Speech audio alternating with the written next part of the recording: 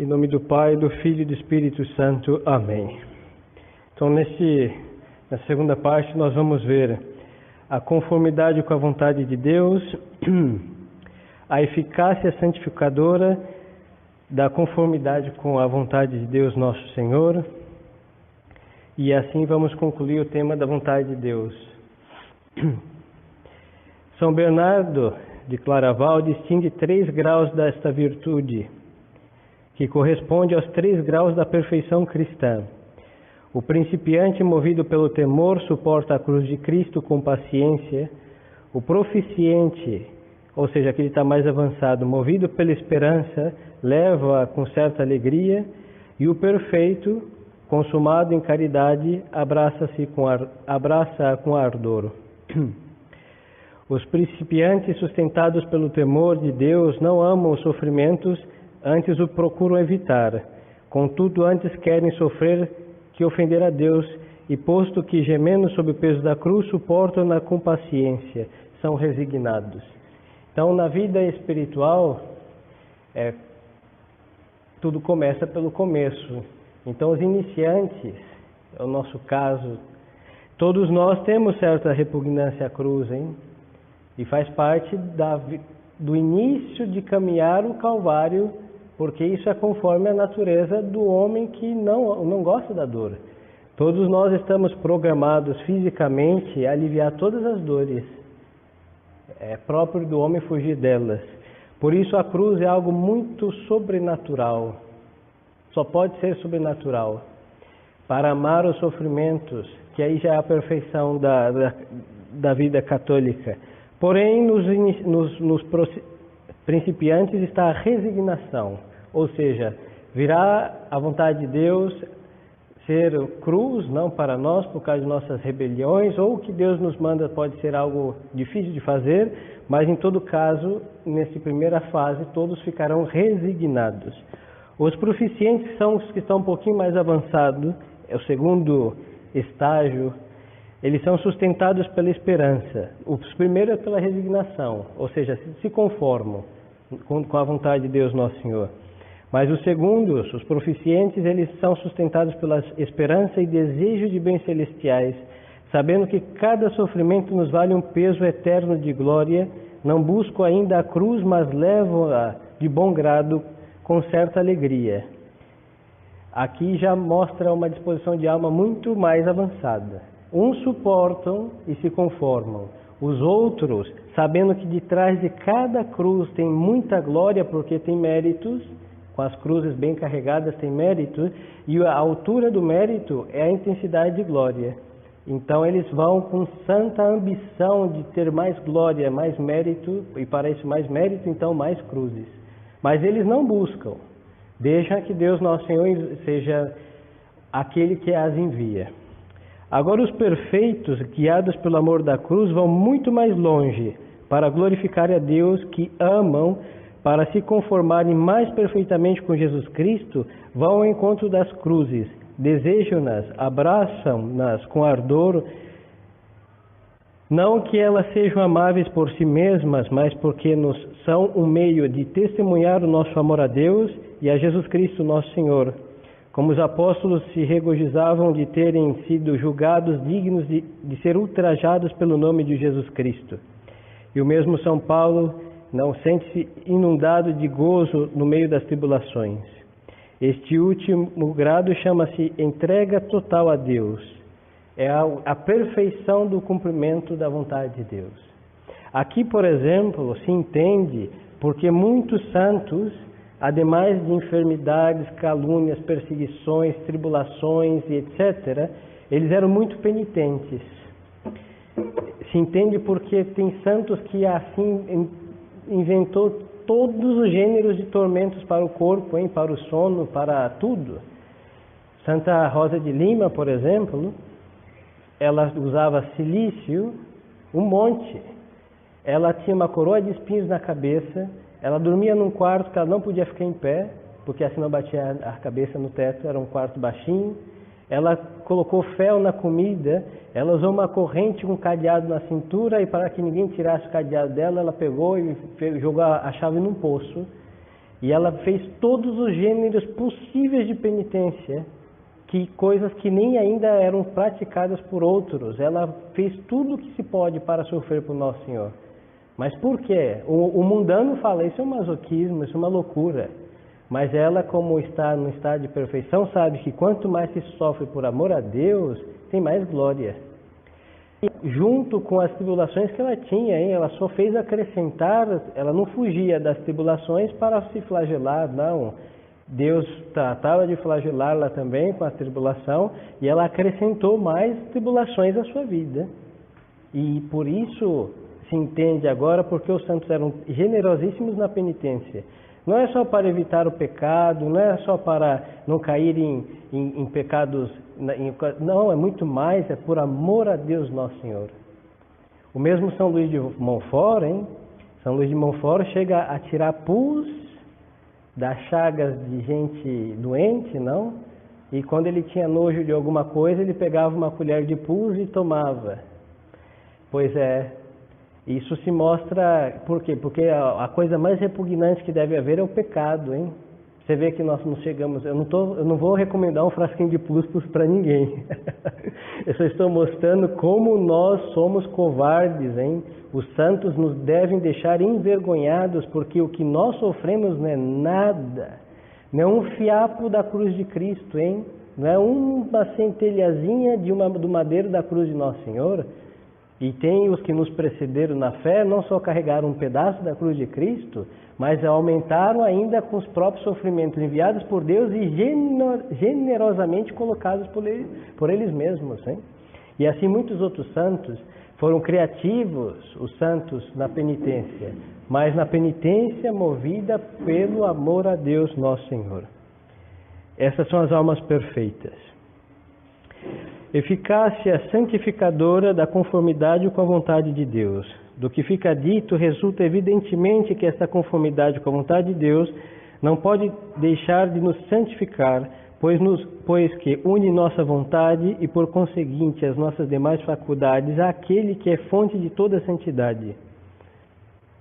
Então, vamos ver aqui que a primeira, esta fonte santificadora, unida nossa vontade, obediente à vontade de Deus, ela purifica-nos. É o primeiro princípio dessa santificação. A lei de Deus faz muitas vezes notar que está disposto a perdoar todos os pecados e a restituir a alma à deslumbrante candura de sua pureza primitiva. Se ela mudar de coração e vontade, ela vai ficar mais branca do que a neve. Era o que se reza no Salmo 50.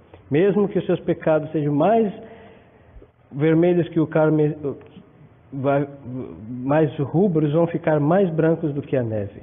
Então a conformidade com a vontade de Deus, ela é purificadora do homem. Então muitas das mazelas, das impurezas da vida, não só no sentido carnal, mas toda essa nódoa que nós deixamos em todo o bem que nós fazemos, como uma lesma que onde passa deixa o seu rastro, é por falta de se unir à vontade de Deus e deixar as coisas movidas por Deus também e não deixar esse rastro nosso. Uma grande e muito eficaz medida para se conformar à vontade de Deus é a devoção ao tratado da devoção de Nossa Senhora. Ali, quando nós nos submetemos a Deus como escravos por via de Maria Santíssima, a nossa vontade sofre um grande golpe, uma grande mãozada da bondade de Deus para endireitá-la. Pois então, é um modo purificador e santificador por consequência.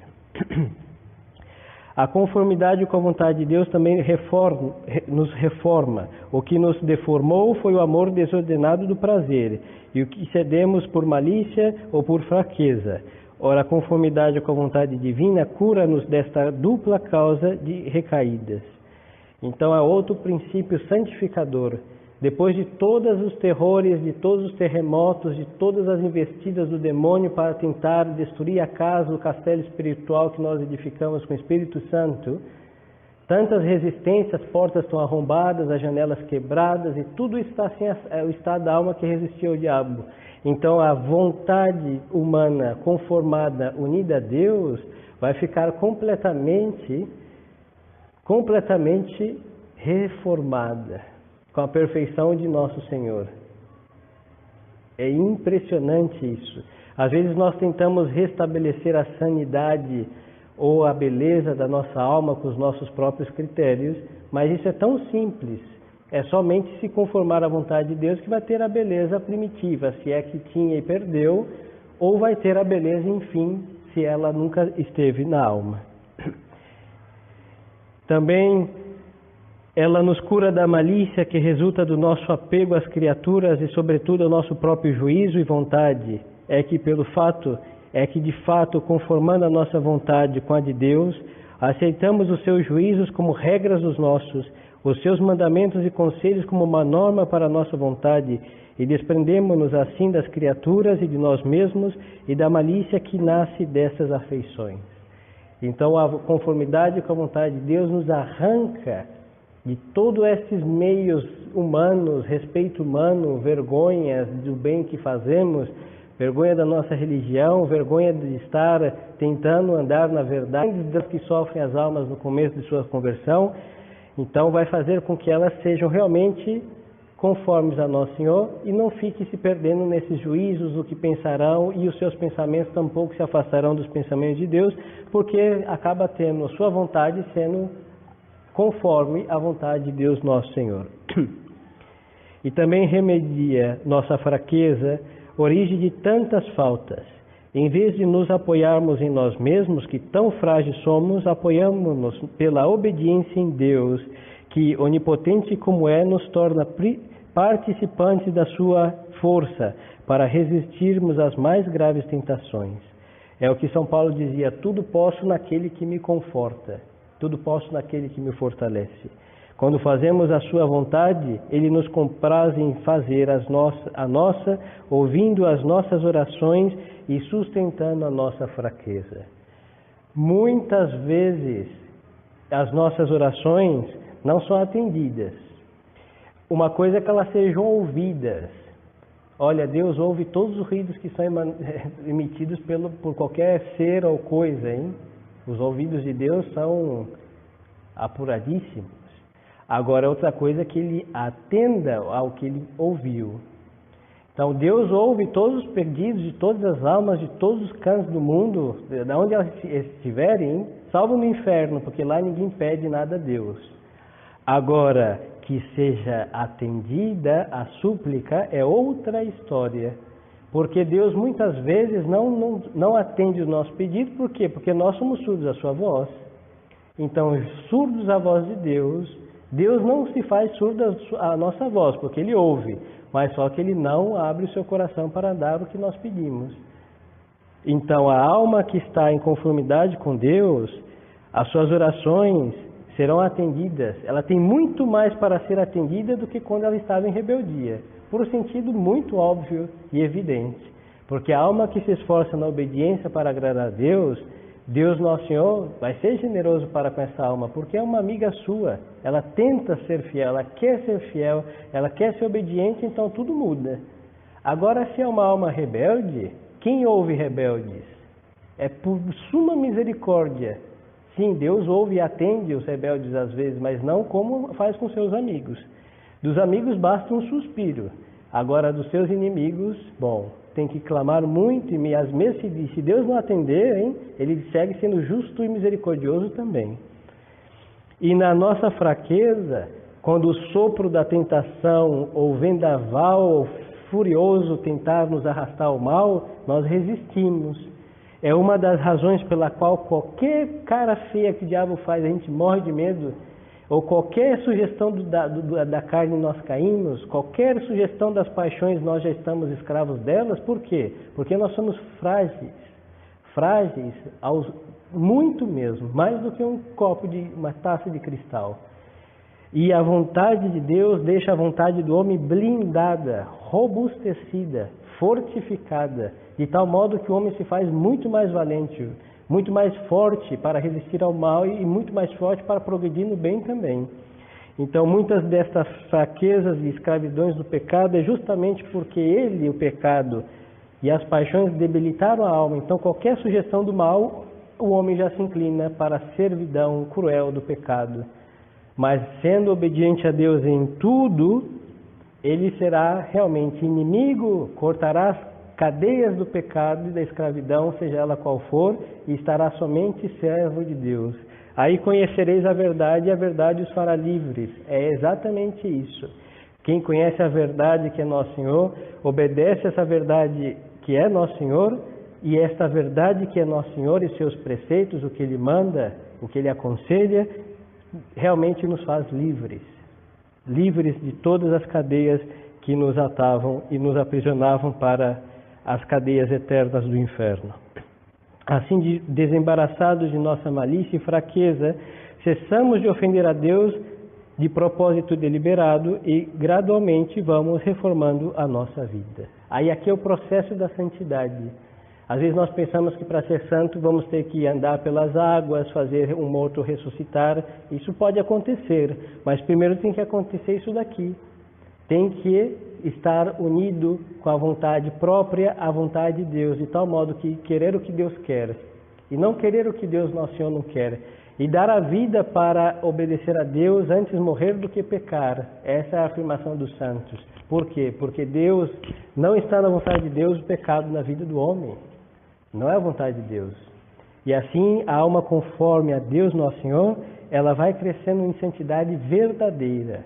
Não é só no aspecto da santidade como oração, não é só no aspecto da santidade uma virtude, não sei, a modéstia ou a paciência. Ela vai crescendo em todas as virtudes, porque a santidade exige todas as virtudes. Por esse mesmo progresso e por esse mesmo processo vamos nos tornando conforme a nosso Senhor Jesus Cristo. E aí a grande perfeição é gerar e aperfeiçoar em nós a idade perfeita de nosso Senhor Jesus Cristo. A conformidade mais real, mais íntima e mais profunda é a que existe entre duas vontades. Ora, pela conformidade com a vontade de Deus, submetemos-nos e unimos a nossa vontade a de Jesus Cristo, cujo alimento era fazer a vontade do Pai, como Ele. E com Ele não queremos senão o que o Eterno Pai quer, e isto todo dia adiante. É, pois, uma fusão de duas vontades numa só. E submetendo a nossa vontade, submetemos e unimos a Deus todas as demais faculdades que estão sob o seu império, e por conseguinte, toda a alma inteiramente, que pouco a pouco se vai conformando com os sentimentos, vontade e desejo de nosso Senhor Jesus Cristo. Por este meio, ela vai adquirindo sucessivamente todas as virtudes do seu Divino Mestre. E aqui, a alma vai progredindo cada vez mais para frente, não vai retrocedendo de modo algum. A vontade de Deus observada e absolutamente, cegamente, ela faz com que a alma sempre vá adiante. O retrocesso sempre é uma resistência a Deus, sempre. O frear já é uma resistência a Deus. A ação de Deus sempre é rumo ao céu. Se estamos caminhando para trás, há um problema. Por isso é importantíssimo o exame de consciência. Nós muitas vezes não sabemos chamar a juízo nossa consciência, e são pequenas coisas que nos freiam a este mundo, hein? Já usei a imagem, repito, nossa alma é um pequeno pássaro, e para frear o voo de um pássaro basta um fiozinho, não precisa uma corrente. Então o que acontece? Muitas vezes nós estamos voando, mas esquecemos que nossas patinhas estão atadas, e quando um pouquinho mais fomos para frente, acabou, e vamos ficar presos. Por isso, a vontade de Deus nos faz tais, adestrados contra os laços dos caçadores e os tiros aí dos inimigos do nosso voo até Deus, que dessas armadilhas. A entrega total a Deus é a virtude das virtudes, a flor da caridade, o perfume da humildade, o mérito, não me engano da paciência e o fruto da perseverança. É por isso que nosso Senhor dá doces nomes de irmãos, de irmã, de mãe, àquele que faz a vontade do seu Pai. Então ele disse isso, aquele que faz a vontade do meu Pai, esse é minha mãe, meu irmão e minha irmã. E quem diz isso é o mesmo São Francisco de Sales comentando a respeito. Tal conformidade com a vontade de Deus, com a vontade divina, é pois um dos grandes meios de santificação. E assim podemos melhor terminar que por estas palavras de Santa Teresa: dizia a grande santa, a única ambição daquele que começa a fazer oração, e ela se diz aqui da oração mental, lembrando sempre. Então, a única ambição daquele que começa a fazer oração mental, não esqueçais isto, que é sobremaneira importante, deve ser trabalhar com ardor, por tornar a sua vontade conforme com a de Deus. Nisso consiste inteiramente a mais alta perfeição que é possível atingir no caminho espiritual. Quanto mais perfeita é esta conformidade, tanto mais se recebe do Senhor, tanto mais se avança no caminho. E acrescenta a santa que ela mesma houvera desejado viver nesta vida, nesta via de conformidade, sem ser elevada aos raptos e êxtases, tão convencida que está desta via, basta para a mais alta perfeição. E ela dizia então, ela teve suas visões, suas revelações, um monte de coisa, hein? E ela dizia que sem essas coisas bastava a oração mental com esta única intenção de se unir plenamente, absolutamente à vontade de Deus. E ela dizia, nisso consiste a perfeição cristã. Santa Teresa, hein? Alma experimentada, que nos deixou o caminho trilhado pela experiência dela, pelos conselhos dela. Quantos outros chegaram à eternidade, hein? Então ela fala o que ela fez e que Deus aprovou e assinou como realmente passado pelo imetro de Deus. Está totalmente garantido que quem observar estes conselhos dessa grande santa, realmente, também aprovado pela Santa Igreja, encontrará o caminho que ela encontrou. Então busquemos na nossa vida espiritual praticar não tudo isso que nós ouvimos e depois, para alcançar esta graça, colocar meditação. Antes rezar algumas orações a menos para que a oração mental tenha lugar, do que rezar muitas orações vocais e não meditar. E não é o padre que diz isso, hein? Santa Teresa também fala. Ela vai dizer que quem faz meditação 15 minutos por dia, pelo menos, vai avançar no caminho da santidade. E quem não fizer, ela diz assim que nem precisa de um diabo para lançá-lo ao inferno. Essa alma vai pular para o inferno por si só, por não ter nada de meditação na sua vida. É verdade que nas correrias da vida pode acontecer de faltar meditação, mas se isso acontecer, que não deve acontecer, hein? Mas se vier a acontecer por um infortúnio, nós podemos rezar um pouquinho melhor o mistério do nosso rosário, porque Deus e Nossa Senhora uniu nessa oração vocal e oração mental. Mas só que ele não tira o lugar da meditação. É bom ter os 15 minutos, o ideal é meia hora pelo menos, em que a alma reze mentalmente, como nós fizemos esses dias, não, esses 5 dias seguidos, para que, unindo a Deus pela inteligência, pela vontade, o homem inteiro rezando, ele se conforme a Deus, mas na presença de Deus. Ele se funda